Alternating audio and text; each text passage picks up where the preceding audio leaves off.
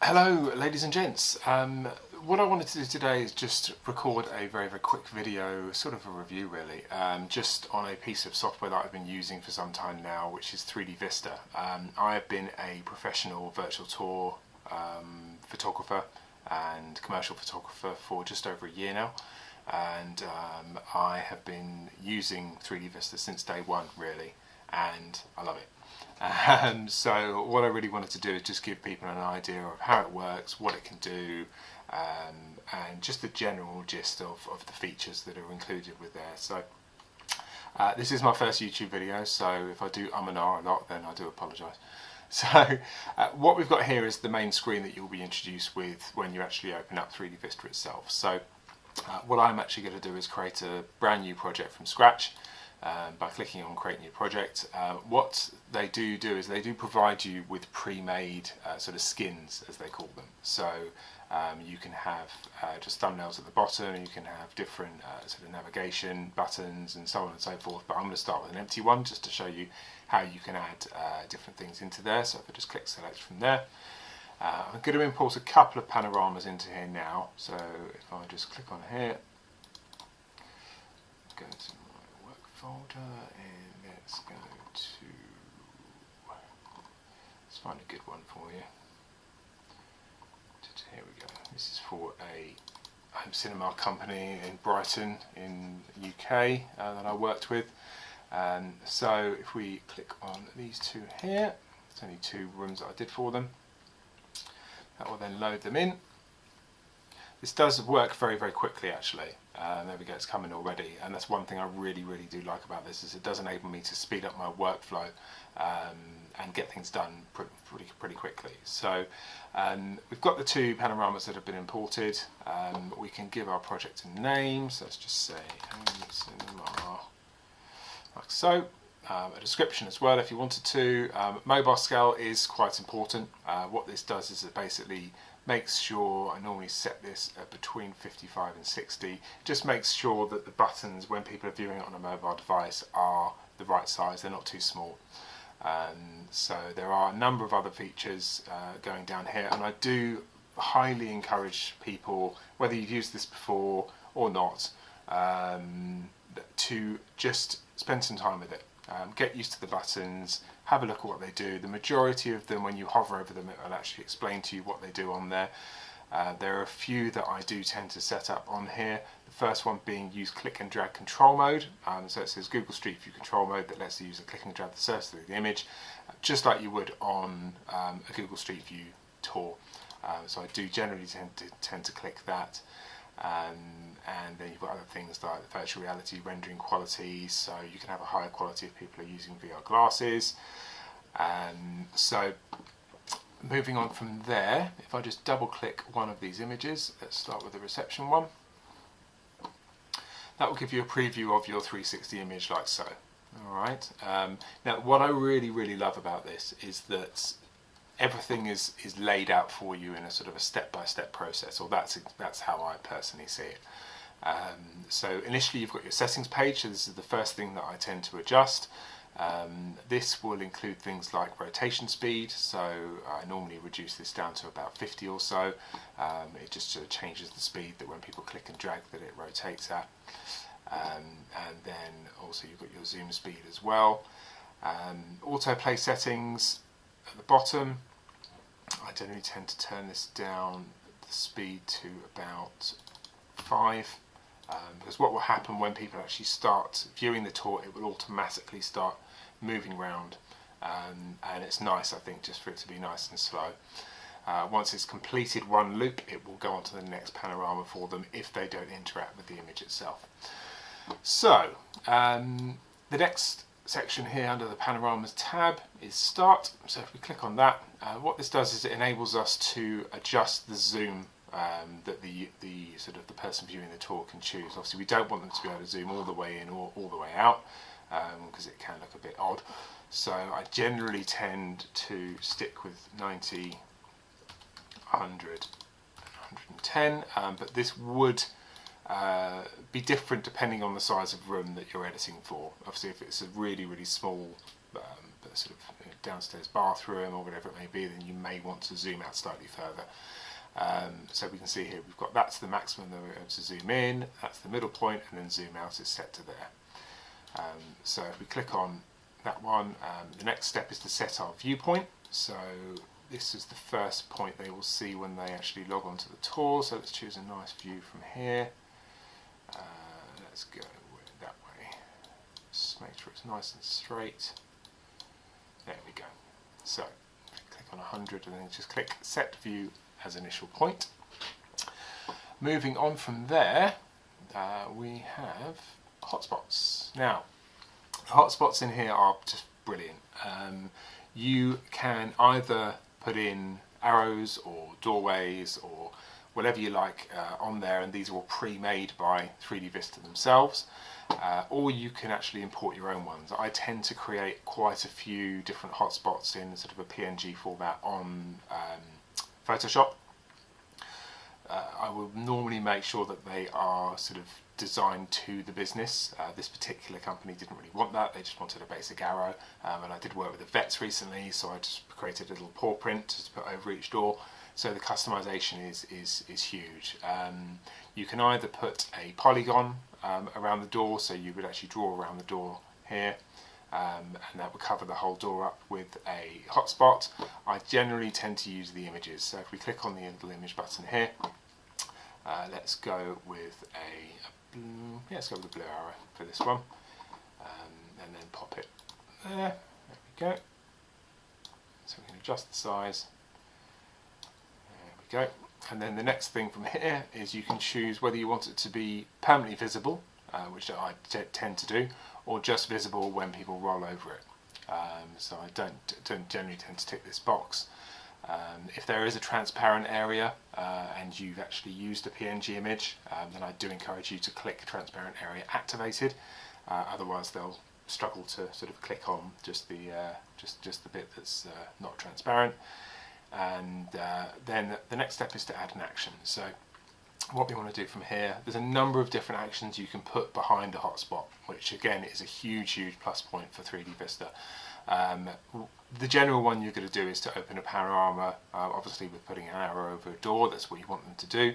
But what you can do is you can actually put, let's say for example, and if I just come off here, we could put another one on here.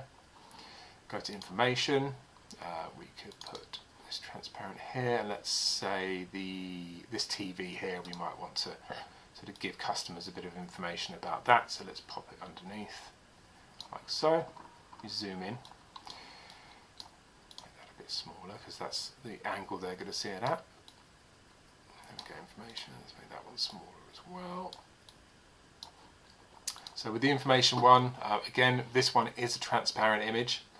So you would want to make sure this area behind here is activated, and then we click add action and then open info window. So I'm just going to create a very basic info window here, but let's just say LCD TV, and then the body in here we can basically put this fantastic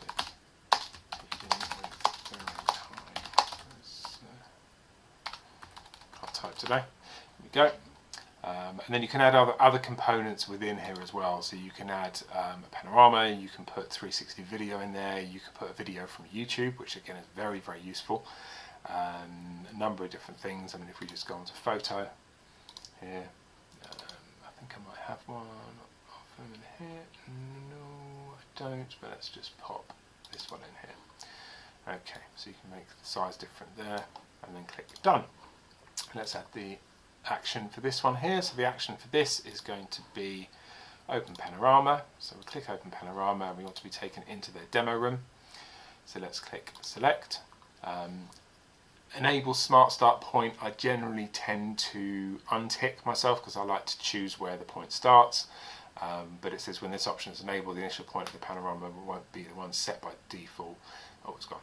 What it will do is it will smartly choose where the panorama will start from. It does work very well, but I like to sort of choose the point myself. So click done, and then we zoom out, so we've got those two. You can put as many of these hotspots on there as you like. Okay, so if we move on to the next section, autopilot. Don't tend to use this a massive amount, but what this will do is when people, this is our start point here.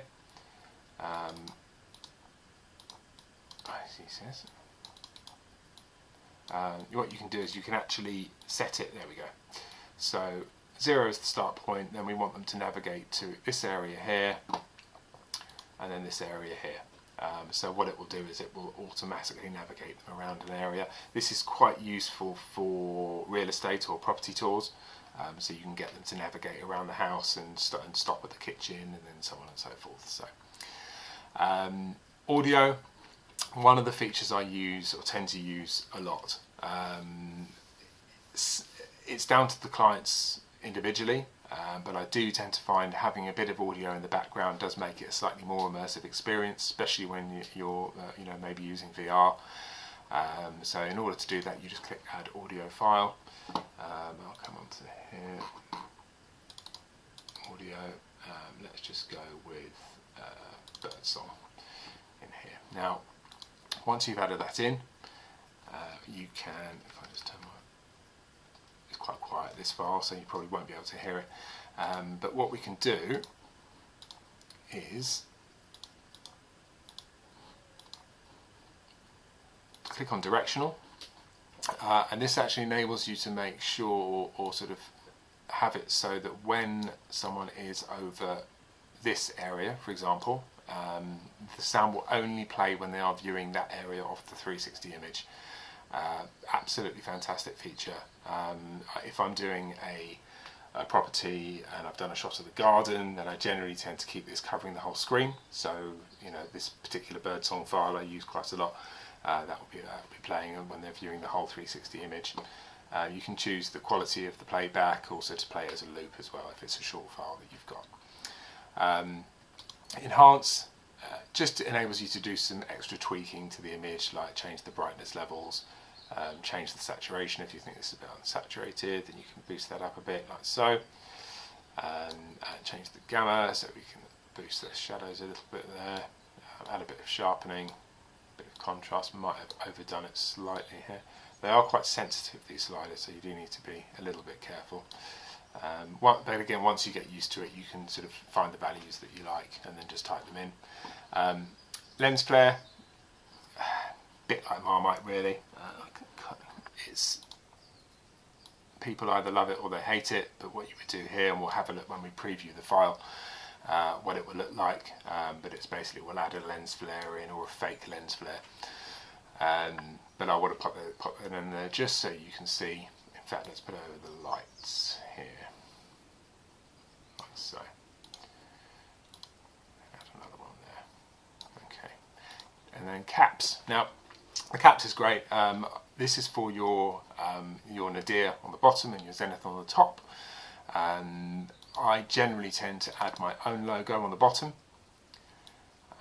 You'll see when I go back to the skin shortly exactly what I do for the business, but this is very, very good for me for advertising. So at the moment there seems to be a little bit of a bug with this, where if you have it ticked it won't rotate, but if you have it unticked it will rotate. So 3D Vista, if you're listening, look into it. It may be fixed already. If it is, I apologise. And you can also pop one on the ceiling as well if you wanted to. I generally don't tend to do that. We'll do it anyway. So I'll put 3D Vista's logo on the top there. And then there we go, like so. Okay, so we are done with that. So let's go to hotspots here, and we'll go to the second room, because what we're going to want to do is obviously put a hotspot into this door so people can get back out. So we click on that, very, very quick, pop an arrow on the door, like so. In fact, let's do a different one. So we can choose from here, so we can say doors, let's do that, and let's put this one on. There we go, so add action, open panorama. I've only got 2 images here, but obviously if you had multiple ones, they'd all be listed in this box. Click select, done. Okay, so just going to go back to the skin before we have a look at this tour in the preview panel. So this is another thing that I think is absolutely fantastic with 3D Vista, is that this enables me to completely customize a tour for a client. So what you can do is add a number of different things in here. You can, first of all, I'm just going to go through the main things that I use, but again I encourage people just to have a play around with this and get used to it. I generally tend to add what's called a container in. This goes in the top left hand corner, and this is for the logo. Okay, and what this is basically doing is just making sure that anything you put in this box won't come out of the box. So if you're viewing it on a mobile phone, it will make sure that the logo is locked to the top left hand side. It does come as a default with a sort of a background on it. But what you can do is, what I do is just change the opacity down to 0, just so it's completely see-through, and then I can go onto here and then I can add a logo in. Let's just pop one in here.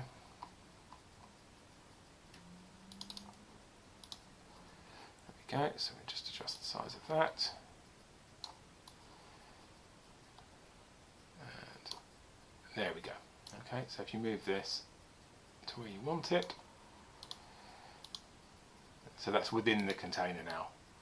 Okay, just going through the other sections, you can actually incorporate floor plans as well. So if you've got a floor plan image that you want to use, you can actually embed that into the skin here.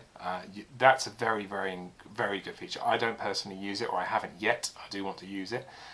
But that will give you the ability to actually put the hotspots onto the floor plan, so people can see exactly where they are in a room. Again, absolutely amazing for real estate or property. And everything else is pretty much self-explanatory. You can embed a web frames, labels, multi-line text, images. So again, I did that for the logo here. I'm just going to move that over because it's not in the right place for me. Let's go further up. Icon buttons, so there's, again, tons of these already built in. So you've got things for social media, moving your panoramas around. I generally tend to put the social media ones in there.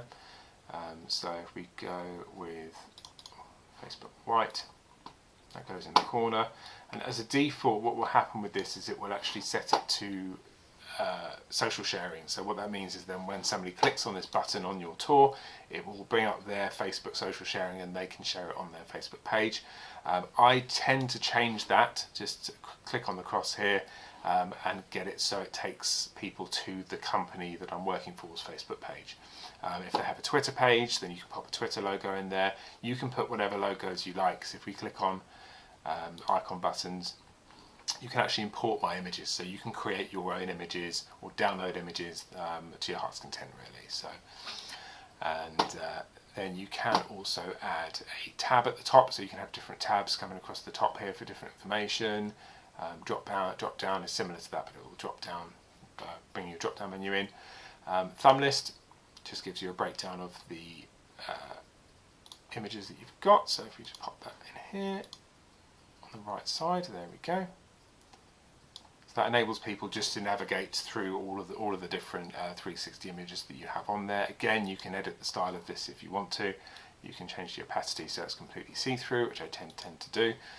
And then finally, you've got your navigation buttons here. So I'm just going to choose one from their library. I have created my own one. It didn't take me too long. Again, it's very straightforward to use, but I do again encourage people to customize this to their own liking. That's one of the main benefits of 3D Vista, is that it is fully customizable. So I think we're pretty much done on that. So just seeing if there's anything else you can do. You can do 360 video.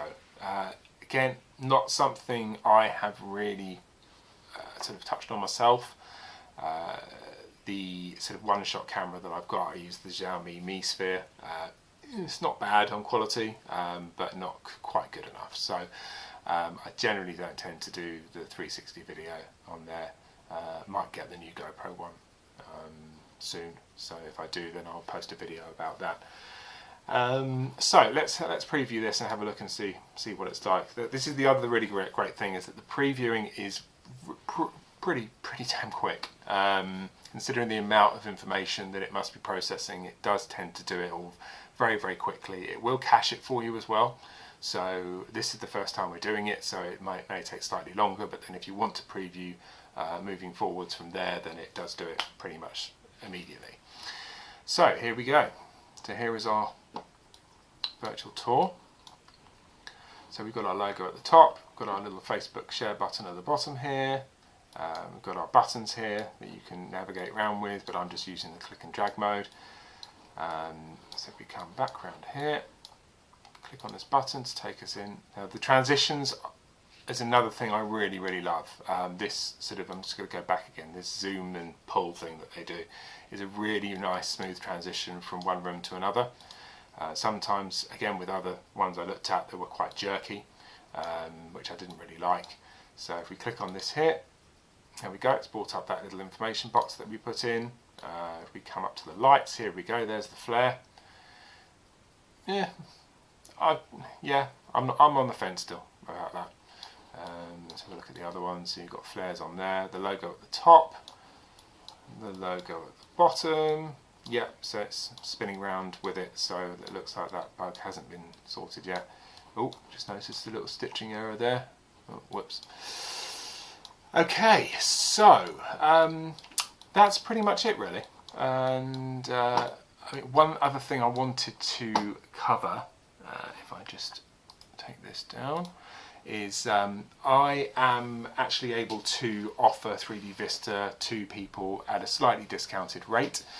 So if you have been considering 3D Vista and you've been maybe a little bit on the fence, hopefully this video has moved you to make the decision and go for it. If that's the case, then I will put a link in the description down here to get in touch with me through my website. Just send me a quick email through my contact page, and I will send you a link to get €50 off 3D Vista. That's the Pro version, by the way. Also, I will put a link down below to their YouTube channel, because I must give huge kudos to them for their YouTube videos, Larissa especially. They are brilliant. It would describe everything you can do in 3D Vista, so I highly encourage you to have a look at their channel, make yourself a cup of tea, glass of wine, beer, whatever you like, and just have a good look through them, and I'm sure that you'll be very impressed.